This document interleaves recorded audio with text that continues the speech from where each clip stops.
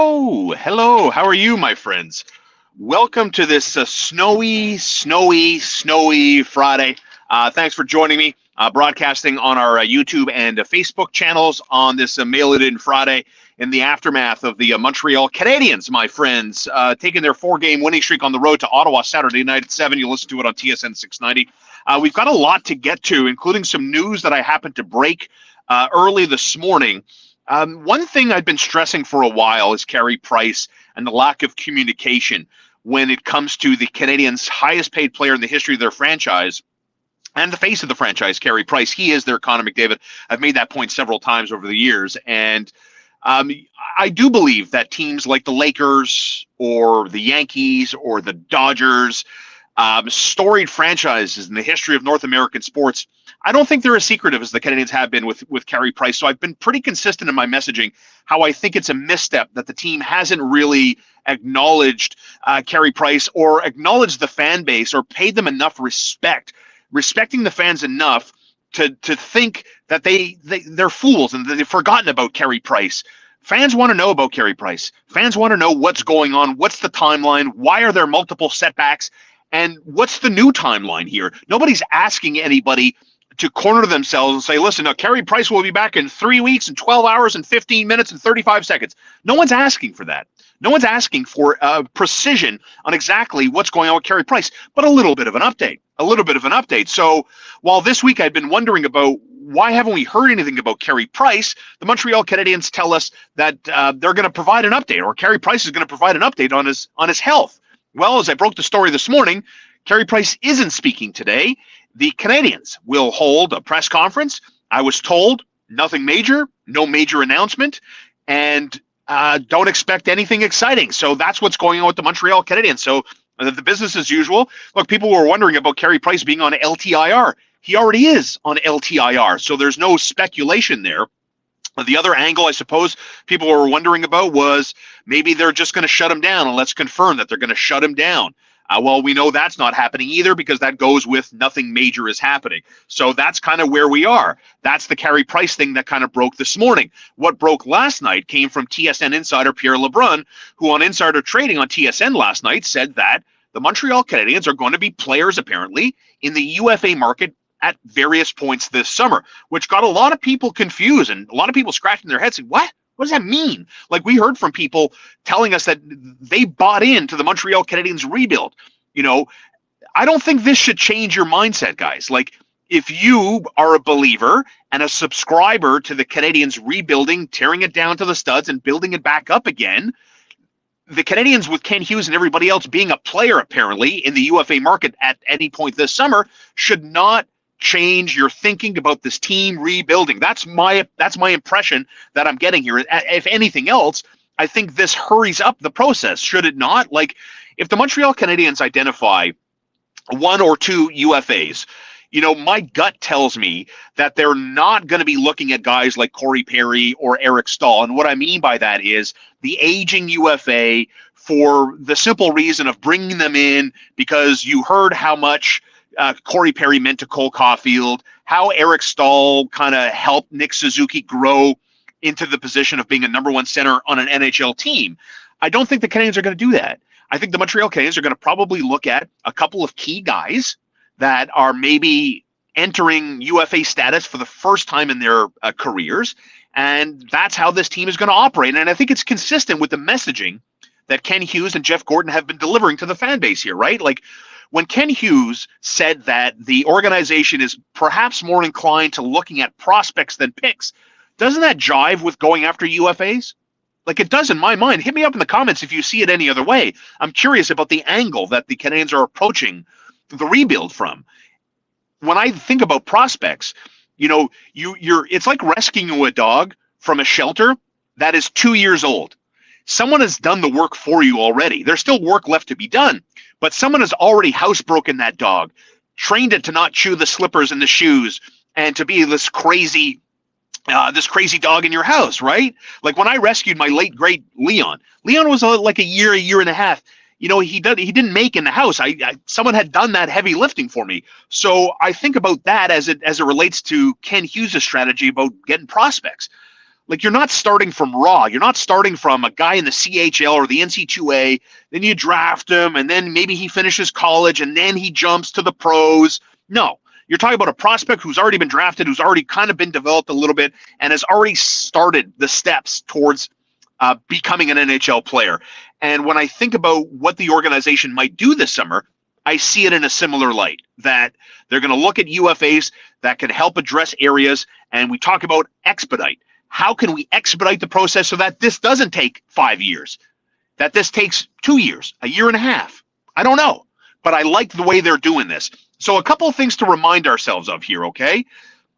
When the New York Rangers sent that now infamous letter to their season ticket holders and the rest of their fans about, well, we're rebuilding. Remember what they did? Remember what they did. Artemi Panarin is who they got. Okay, now look, it's New York City. It's the Montreal Canadiens. All right? So I'm just saying, Jeff Gorton and Ken Hughes, Gorton specifically, has been down this road before. So I don't think it's time to pull the chute. I don't think it's to say, oh my God, these guys have no idea what they're doing. I thought they're rebuilding. They're still rebuilding, but they're doing it in a different way, one that I really like. And so that's kind of where I'm coming from as far as the Pierre LeBrun report the other day, as it relates to how Montreal perhaps is going to splash the pot a little bit, get a little fancy, have a little fun in the UFA market. It's exciting, guys. It's exciting times, is it not? Like, I'm legitimately excited about Martin St. Louis. And who, I mean, you think about this. Like, I'm 43 years old, and I've gone through watching this team, man, from Jean Perron all the way up to Martin St. Louis, with a gajillion coaches in between those guys. I don't think the Canadiens have ever had a guy, maybe Pat Burns, now that I think about it, maybe Pat Burns. I don't think the Canadiens have had a guy, maybe since Pat Burns, that by being the bench boss will attract players here. You know what I mean? Like, Martin St. Louis, guys, is an inspiring player. You know, Aaron Ward told the crew on Melnick in the Afternoon on TSN 690 yesterday that at every point in Martin St. Louis' Hall of Fame career, there was somebody that said, yeah, but. I agree with that wholeheartedly. Like, St. Louis is a small guy, was never supposed to be who he turned into, but he did anyway. He did anyway. So I think he's extremely inspirational. I think it's extremely easy to follow. And the Montreal Canadiens, I'm choosing to believe, have a legitimate asset they can actually use to attract players. And look, maybe Martin St. Louis can help attract bona fide French-speaking superstar players or very good superstar players. How many of those guys even exist? I don't know. Not many, but maybe it does help. Any edge you can get in pro sports is an edge. Undeniable, in my opinion. So I like this. 1 or 2 UFAs. The plan is still picks and prospects. And I remind you that Ken Hughes and Jeff Gorton never promised the fan base anything as far as a timeline is concerned. So don't pull the chute. Don't deploy the panic button. There's no sense in doing that. You know, let's leave emotion out of this. Let's be logical. Let's think about who these guys are and what they can do as they rebuild this team. So the path, to me, isn't one way down this street. It's a zig-a-zag. There are more than a singular way to rebuild the Montreal Canadiens. You're not cornering yourself into this team is going to get prospects and that's it, and they're going to rebuild the old-fashioned way. No, there are multiple ways of doing this, and that's why you have critical thinkers like Ken Hughes and Jeff Gorton, and now Vincent Lecavalier is part of the organization. John Cedric jumps to the assistant general manager position. This guy's been with the team for almost a decade. You got sharp guys, smartly calculated administrators in the front office of the Montreal Canadiens. So I like it. There's no timeline here, so let's not get carried away. Let's not lose ourselves. Montreal Canadiens take their 4-game winning streak on the road into Ottawa on Saturday night. Some of the comments are coming in. Thank you, everybody, for watching us here. So let's see what people are saying today. Jim, Malkin, Giroux, Letang. Look, obviously, as far as pending UFAs go, Patrice Bergeron and Chris Letang. Those are the big guys. Those are the big sexy guys because there's a direct connection from both of them to Ken Hughes. I'll say this. If I can have my choice between Patrice Bergeron and Chris Letang, I take Bergeron all day, every day. I will also say this. I will eat my Nissan Maxima steering wheel. I'll eat this steering wheel if Patrice Bergeron is a Montreal Canadien. because it's not happening, guys. This is not Johnny Damon leaving the Boston Red Sox to patrol center field for the New York Yankees. He's not leaving Boston. And there's, by the way, speaking about Bergeron, he's an excellent hockey player still to this day. Lots of hockey left on that bone. More comments coming in. Are the UFAs of note? I agree. Look, I mean, Claude Giroux's had an unbelievable resurrection, right, to what he's done in Philadelphia. Who, by the way, have what are they? Lost 6 in a row, you guys? My God. Steph, what up, Steph? I think they're doing it the proper way. Teams that just want to draft picks, yeah, I don't know. 2 to 3 years is good, so you can see how things go. I would be surprised if it took that long. That it's going to take 3 years for this Canadiens team to get going, right? Martin Thompson. Best person for the job, get the job at all levels of the organization. Thank you very much. Jim weighing in with Jacques Demers is another inspirational coach. Well said. Thank you for pointing that out. Absolutely. I'll say this about Jacques Demers now that you brought that up.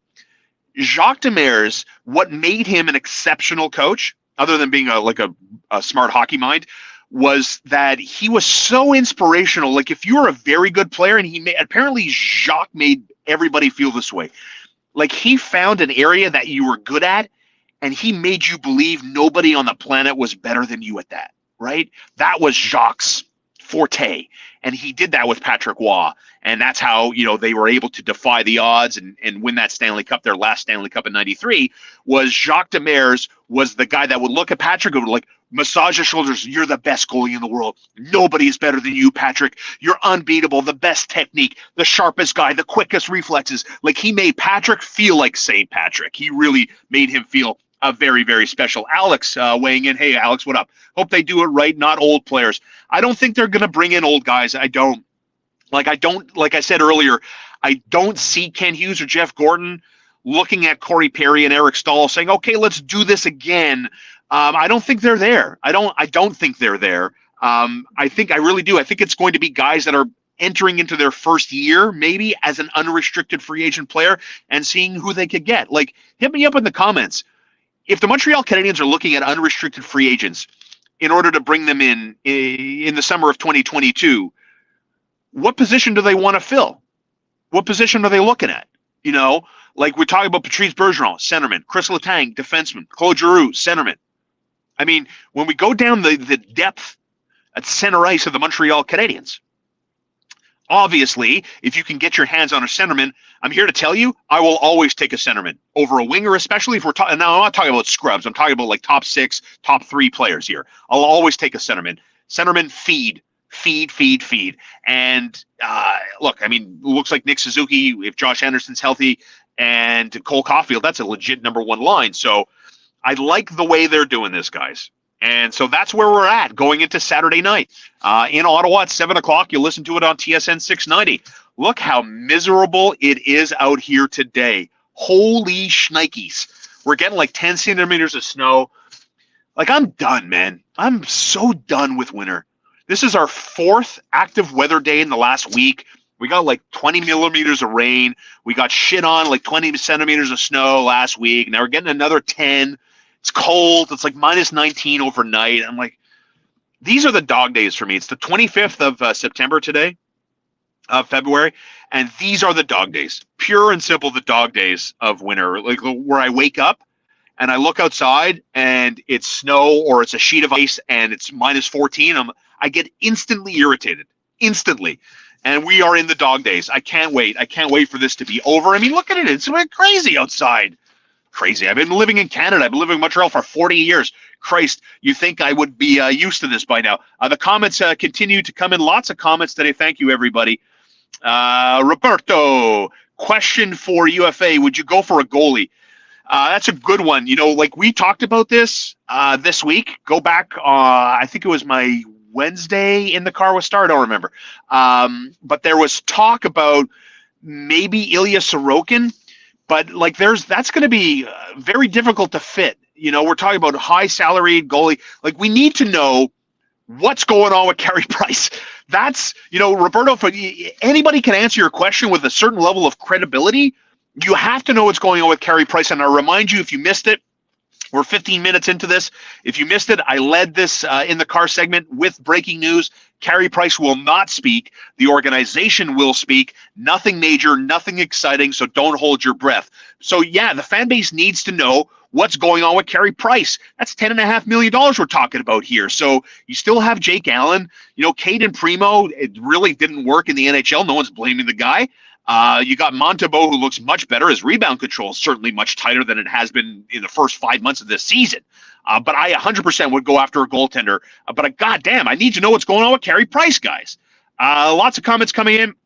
Chris, agreed. So over winter. No kidding, bro. Martin Thompson, cheers. Thanks for this. You're welcome, Martin. Chris Codner, so over winter. Yeah, I'm with you, man. Like, you want to do a tour, man? Like, look at this. Look at this beautiful car, by the way. What up, everybody? Like, I mean, look at this. Look at this. Look at this. Look at this. You know, I'm just so over this, guys. Like, man, it's terrible.